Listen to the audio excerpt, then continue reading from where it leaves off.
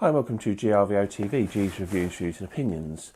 I'm doing a initial review on the new helicopter that I have, or one of the new helicopters I have, which is the Blade Nano CPX.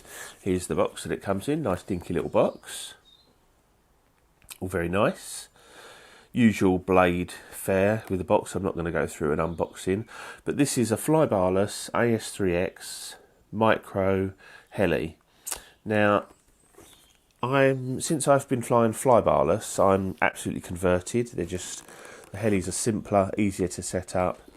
There's less parts, less things to go wrong, less things to break, less things to replace. So I'm loving the flybarless helis, and the Nano is no exception. Now, I bought mine second hand, and just a point about that: when you're buying these types of helis second hand off of like eBay and things, you do sometimes get one that's just a duff one. I bought a Blade, 130X, and it was just a pile of junk, basically. I had to buy another one and then make a good one out of two, and it ended up costing me nearly as much as a brand new one would have, and I just sold it on in the end because I was fed up with it. And so onto the Nano.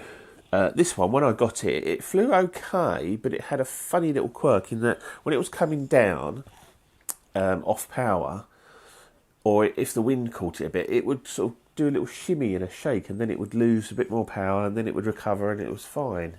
And I put it down to the blades, so I put some new blades on, and if anything, it got worse.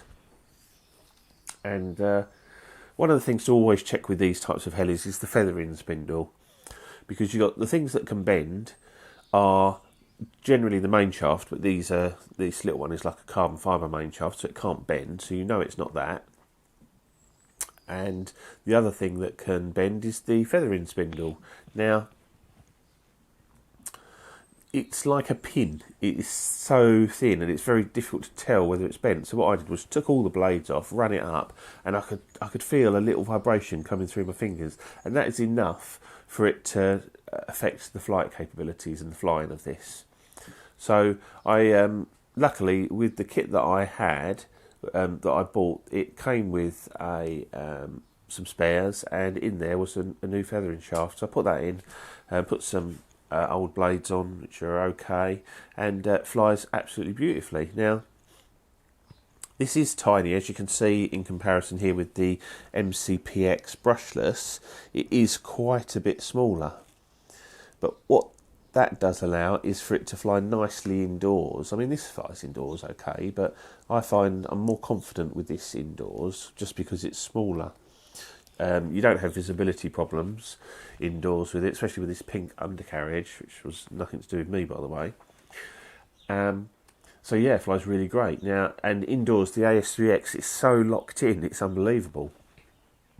Outside, when you get a bit of wind, it stays fairly well locked in, but you still get the up and down. It doesn't stop it from the wind getting under the rotor disc and taking it up and down. So you do get that sort of ballooning effect now and again, but it will handle sort of up to 5 to 10 mile an hour winds, which for something so small and light is insane in my opinion.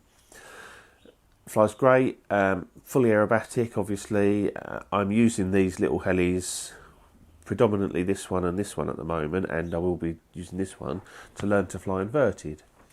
I've learnt on the simulator, and I'm now progressing that into my actual helis outside, and these are great for that, because if you do crash them, you either don't damage anything or it's minimal. You're talking a few pounds rather than hundreds of pounds, so great for that.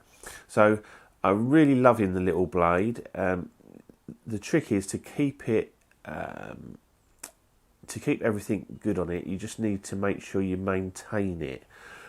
So making sure your blades are okay, your tail blades are okay, that feathering shaft is going to be, one little knock and that's going to be bent quite easily. So get yourself some spares of feathering shafts, and this will do you really well.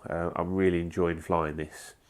So anyway, this is GRVOTV, G's Reviews, Views and Opinions on my initial thoughts on the Blade Nano CPX. I'll see you soon. Bye.